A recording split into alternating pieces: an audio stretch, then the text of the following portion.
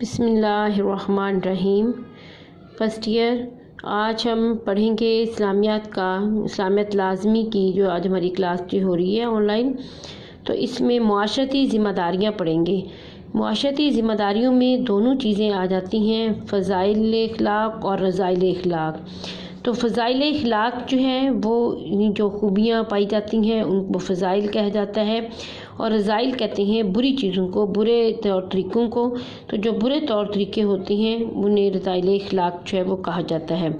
تو انسان افراد معاشرے کے ساتھ مل جل کر زندگی بسر کرنے کا نام ہے، اور فطری طور پر اجتماعی زندگی کا محتاج ہے، جبکہ معاشرہ افراد کے مجموعے کا ہی نام ہے۔ تو اس میں ایک جگہ رہتے ہوئے ہمیں کچھ ذمہ داریاں جو ہیں وہ ہو جاتی ہیں۔ تو ان میں ذمہ داری کا تصور جو ہے کہ اسلام ایک طرف تو انفرادی طور پر امر بالمعروف اور نہی عن المنکر کا فریضہ سر انجام دینا ضروری قرار دیتا ہے، اور نیکیوں کو قائم کرنے کا حکم دیتا ہے، اور برائیوں سے روکنے کے بارے میں کہا جاتا ہے۔ تو محاسن اخلاق میں پہلی خوبی جو ہے وہ محاسن اخلاق ہے، کہ اچھے اخلاق تو جنہیں فضائل اخلاق بھی کہا جاتا ہے، اس میں پہلی چیز آ جاتی ہے دیانتداری۔ دیانت کا لفظ جو ہے وہ دین سے مشتق ہے، جو مذہب کا ہم معنی ہے۔ تو اس کی اہمیت جو ہے وہ بہت زیادہ ہے۔ قرآن پاک میں سورۃ نساء میں ارشاد ہوتا ہے، ان اللہ یامرکم ان تؤدوا الامانات الی اہلھا، بے شک اللہ تمہیں حکم دیتا ہے کہ امانتیں امانت والوں کو پہنچا دو۔ پھر ایک اور جگہ ارشاد ہے کہ والذین ھم لاماناتہم وعہدہم راعون، کہ کامیاب مومن وہ ہیں جو اپنی امانتوں کی اور اپنے عہد کی پاسداری کرنے والے ہیں۔ اب منافق کی جو ہیں وہ 3 نشانیاں بتائی گئی ہیں، جب بات کرے تو جھوٹ بولے، جب وعدہ کرے تو خلاف ورزی کرے، جب امانت رکھی جائے تو خیانت کرے۔ لیکن ان میں سے کوئی بھی ایسی ایک بات بھی پائی جاتی ہو تینوں میں سے، تو وہ شخص جو ہے وہ منافق کہلاتا ہے۔ اب اسوہ رسول صلی اللہ علیہ وسلم جو تھا کہ آپ امانتوں کا آپ کو بہت پاس تھا، اور یہاں تک کہ کفار بھی اپنی امانتیں جو ہیں آپ کے پاس رکھا کرتے تھے، اور ہجرت کے وقت بھی آپ نے حضرت علی تعالیٰ عنہ کو تاکید کی کہ تم میرے بستر پر سو جاؤ، اور صبح لوگوں کی امانتیں جو میرے پاس پڑی ہیں ان کو سپرد کر کے واپس چلے آنا۔ اب حضرت خدیجہ رضی اللہ عنہا نے آپ کی دیانتداری کی وجہ سے آپ سے متاثر ہو کر جو ہے آپ کو نکاح کا پیغام جو ہے وہ بھجوایا۔ حضور صلی اللہ علیہ وسلم نے فرمایا، دیانتدار تاجر قیامت کے دن روز شہداء اور صدیقین کے جو ہے وہ ہمراہ ہوگا۔ دوسری جو ہے اچھی صفت وہ ہے ایفائے عہد۔ ایفائے عہد کا معنی ہے وعدہ یا عہد کا پورا کرنا، اور اس کو پورا کرنا یعنی کہ اپنا جو وعدہ کیا جاتا ہے اس کو پورا کیا جائے۔ قرآن پاک میں ارشاد بنی اسرائیل میں ہوتا ہے، سورہ بنی اسرائیل میں ارشاد ہے، وَأَوْفُوا بِالْعَهْدِ إِنَّ الْعَهْدَ كَانَ مَسْئُولًا، عہد کو پورا کرو، بے شک عہد کی پرسش کی جائے گی، یعنی باز پرس کی جائے گی۔ پھر سورۃ آل عمران میں اللہ تعالیٰ نے کا فرمان ہے، ان اللہ لا یخلف المیعاد، بے شک اللہ تعالیٰ اپنے وعدے کی خلاف ورزی نہیں کرتا۔ اور عہد شکنی کو منافق کی نشانی جو ہے وہ قرار دیا گیا ہے۔ اب ایفائے عہد کے معاملے میں حضور صلی اللہ علیہ وسلم کا اسوہ مبارک جو ہے وہ نمونہ ہے، اور حضرت عبداللہ بن ابی حمزہ کہتی ہیں کہ میں نے بعثت نبوی سے پہلے حضور صلی اللہ علیہ وسلم سے ایک سودا کیا، اس کی کچھ قیمت میرے ذمہ رہ گئی، تو میں نے آپ سے وعدہ کیا کہ میں ابھی یہ لے کر واپس آتا ہوں۔ گھر آ کر میں بھول گیا، اور مجھے 3 دن کے بعد یاد آیا، تو وہاں پہنچا، کیا دیکھتا ہوں کہ آپ صلی اللہ علیہ وسلم اسی جگہ پر موجود ہیں، اور آپ نے صرف اتنا فرمایا، تم نے مجھے بڑی تکلیف دی، میں یہاں 3 دن سے تمہارا انتظار کر رہا ہوں۔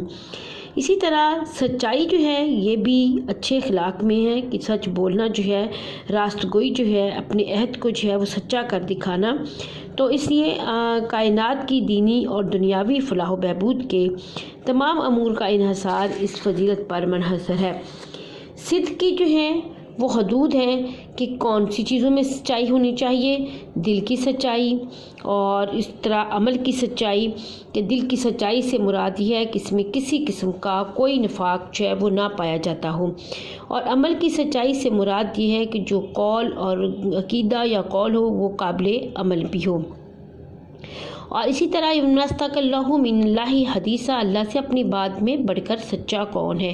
ایک دفعہ صفوان بن سلیم سے روایت ہے کہ ایک دفعہ حضور صلی اللہ علیہ وسلم سے پوچھا گیا، یا رسول اللہ کیا مومن بزدل ہو سکتا ہے؟ آپ نے فرمایا ہاں۔ پھر آپ سے پوچھا گیا، عرض کیا گیا، یا رسول اللہ کیا مومن بخیل بھی ہو سکتا ہے؟ آپ نے فرمایا ہاں۔ پھر آپ سے عرض کیا گیا، یا رسول اللہ کیا مومن جھوٹا ہو سکتا ہے؟ آپ نے فرمایا کہ نہیں۔ آپ نے فرمایا الصدق ینجی والکذب یہلک، سچائی نجات دیتی ہے اور جھوٹ جو ہے وہ ہلاک کر دیتا ہے۔ اور حضور صلی اللہ علیہ وسلم جو تھے وہ بہت صادق و امین کے لقب سے آپ کو یاد کیا جاتا تھا، اور یہاں تک کہ آپ کے دشمن بھی جو ہے وہ آپ کو صادق گردانتے تھے، اور یہاں تک کہ آپ کی امانتیں جو تھے وہ آپ کے پاس رکھا کرتے تھے۔ چوتھی صفت جو ہے وہ عدل و انصاف ہے۔ عدل کے معنی ہے برابر کرنا، متوازن کرنا، تیر کو سیدھا کرنا، کسی چیز کی اس طرح تقسیم کرنا کہ کسی ایک فریق کو بھی ذرا برابر کم یا زیادہ نہ ملے۔ اسلام میں عدل کے معنی انصاف کے ہیں، اور عدل کا تصور دو مستقل حقیقتوں سے مرکب ہے، یعنی ملا ہوا ہے۔ ایک یہ کہ لوگوں کے درمیان حقوق میں توازن اور تناسب قائم ہو، دوسرے یہ کہ ہر ایک کو امن کا حق بے لاگ طریقے سے دیا جائے۔ اور اس میں انصاف کا جو ہے قرآن پاک میں بار بار احادیث مبارکہ میں بھی اس کی تشریح جو ہے وہ بیان کی گئی۔ قرآن مجید میں سورۃ نحل میں ارشاد ہوتا ہے، ان اللہ یامر بالعدل والاحسان، بے شک اللہ تعالیٰ تمہیں عدل اور احسان کا حکم دیتا ہے۔ پھر ایک اور جگہ سورۃ مائدہ میں ارشاد ہوتا ہے، اعدلوا هو اقرب للتقوی، عدل کرو یہ تقوی کے بہت قریب ہے۔ عدل کی روشن مثال جو آپ ہمیشہ سے پڑھتے آ رہے ہیں تو وہ یہ کہ قبیلہ بنی مخزوم کی ایک عورت نے چوری کی، یہ قریش کے قبیلے سے تعلق رکھتی تھی۔ حضور صلی اللہ علیہ وسلم نے اس کا ہاتھ کاٹنے کا حکم دیا۔ لوگ جو تھے سفارش کے لیے، انہوں نے اسامہ بن زید کو جو تھا آپ کے پاس بھیجا، تو آپ نے فرمایا تم سے پہلی یہود بھی اسی وجہ سے ہلاک ہوئے کہ جب ان میں سے طاقتور کوئی جرم کرتا تو اس کو چھوڑ دیتے، لیکن جب کوئی شخص جرم میں پکڑا جاتا تو اس کو سخت سزا دیتے۔ تو عدل جو ہے وہ ہر حال میں کیا جانا چاہیے، چاہے وہ خانگی معاملات میں عدل ہو، عدالتی معاملات میں عدل ہو، میاں بیوی کے درمیان عدل، اولاد کے درمیان عدل اور انصاف کا سلوک کرنا، یہ ہمارے مذہب میں شامل ہے۔ اس کے بعد قانون کا احترام آ جاتا ہے کہ احترام قانون جو ہے وہ انسانوں پر زندگی گزارنے کے لیے جو احکام اور پابندیاں نازل ہوتی ہیں، پابندیاں جو ہیں حکمران طبقہ کی طرف سے عائد ہوتی ہیں، وہ قوانین کہلاتی ہیں۔ تو قرآن پاک میں چاہتا ہے کہ یا ایھا الذین آمنو، اے ایمان والو، اطیعوا اللہ، اللہ کی اطاعت کرو، اطیعوا الرسول، رسول کی اطاعت کرو، وَأُولِي الْأَمْرِ مِنْکُمْ، اور تم میں سے جو صاحب امر حکمران ہوں ان کی اطاعت کرو۔ فَإِن تَنَازَعْتُمْ فِي شَيْءٍ، اگر تمہیں کسی چیز کے بارے میں جھگڑا ہو، فَرُدُّوهُ إِلَى اللَّهِ وَالرَّسُولِ، تو اسے اپنے اللہ اور اس کے رسول کی طرف لوٹا دو۔ کیا ایمان والو، اطاعت کرو اللہ کی، اللہ کے رسول کی، اور تم میں سے جو صاحب امر حکمران ہیں، لیکن اگر تم کسی بات پر جھگڑ پڑتے ہو تو اس کو اللہ اور اس کے رسول کی طرف جو ہے وہ رجوع کر دو۔ اب خالق کی نافرمانی میں کسی مخلوق کی اطاعت نہیں، اطاعت صرف نیکی میں ہے کہ تقویٰ کے نیک کاموں میں کسی کی اطاعت کی جائے اور برے کاموں میں کسی کی اطاعت جو ہے وہ نہ کی جائے۔ پھر کسب حلال، کہ کسب حلال یہ ہے کہ رزق جو ہے وہ اپنا صحیح طریقوں سے، حلال طریقوں سے محنت مشقت کر کے روزی جو ہے وہ کمائی جائے، وہ رزق کسب حلال کہلاتی ہے۔ قرآن پاک میں ارشاد ہوتا ہے، یا ایھا الناس کلوا مما فی الارض حلالا طیبا، اے لوگو پاکیزہ چیزوں میں سے جو زمین میں ہیں ان میں سے پاکیزہ چیزوں کو، حلال اور پاک چیزوں کو کھاؤ۔ پھر ارشاد ہے کہ حضور نے فرمایا کہ اگر کوئی شخص لکڑی کا گٹھا اپنی پیٹھ پر لاد کر لائے اور پھر اپنی آبرو بچائے تو یہ اس سے بہتر ہے کہ دوسروں کے آگے دستے سوال جو ہے وہ دراز کرے۔ القاسب حبیب اللہ اسی لیے کہا گیا کہ کمانے والا جو ہے وہ اللہ کا دوست ہے۔ یا ایھا الذین آمنوا کلوا من طیبات ما رزقناکم، اے ایمان والو پاکیزہ چیزوں میں سے کھاؤ جو رزق کے طور پر دی گئیں۔ واشکروا للہ، اللہ کا شکر ادا کرو، ان کنتم ایاہ تعبدون، اگر تم اسی کی عبادت کرتے ہو۔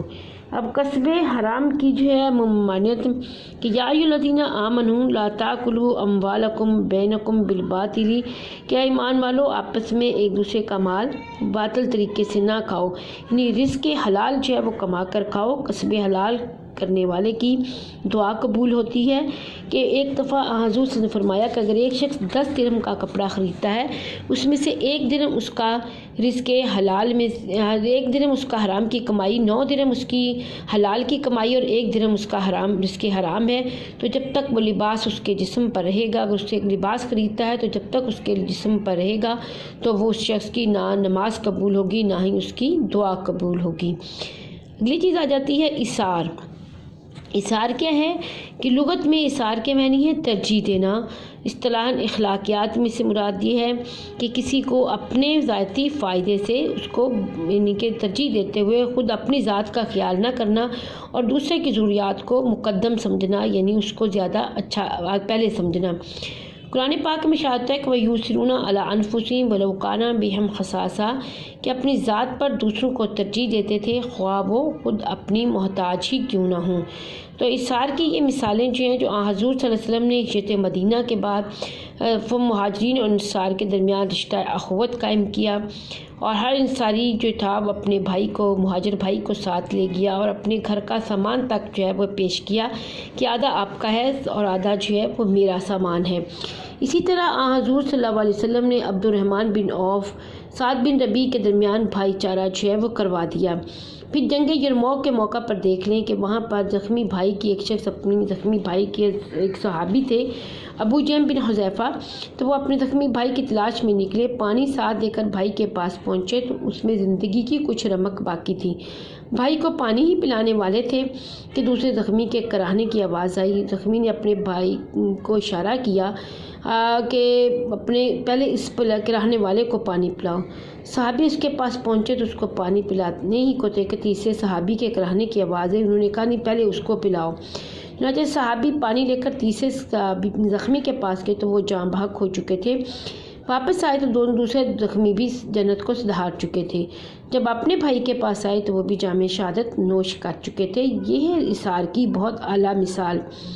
پھر ایک دفعہ بخاری میں شریف میں ہے کہ ابو ہریرہ سے روایت ہے کہ حضور صلی اللہ علیہ وسلم کے پاس ایک مہمان آیا اور ازواج مطہرات کی طرف کسی کو بھیجا۔ معلوم ہوا کہ ان کے پاس کھانے کو کچھ نہ تھا، صرف پانی تھا۔ اس سے مہمانداری کا حق ادا نہیں ہو سکتا تھا۔ آپ نے فرمایا کہ کون آج اس شخص کی مہمان نوازی کی خدمت سر انجام دے گا؟ حضرت ابو طلحہ انصاری نے حامی بھری اور مہمان کو ساتھ لے گئے۔ اتفاق سے ان کے گھر میں صرف اتنی غذا تھی کہ جو چھوٹے بچوں کے لیے کافی تھی۔ بچوں کو کھلائے بغیر سلا دیا اور خود دستر بچھا کر کھانا مہمان کے آگے رکھ دیا۔ بیوی نے چراغ درست کرنے کے بہانے بجھا دیا۔ میاں بھی شریک طعام رہا مگر کچھ نہ کھایا۔ مہمان نے پیٹ بھر کر کھانا کھا لیا۔ بچے اور دونوں میاں بیوی بھوکے سوئے۔ صبح کو وہ انصاری حضور صلی اللہ علیہ وسلم کی خدمت میں حاضر ہوا۔ آپ نے فرمایا آپ دونوں میاں بیوی کے اثار سے بہت خوش ہوئے۔ اس طرح مسلمانوں نے اثار و قربانی کی روشن مثالیں جو ہیں وہ قائم کی ہیں۔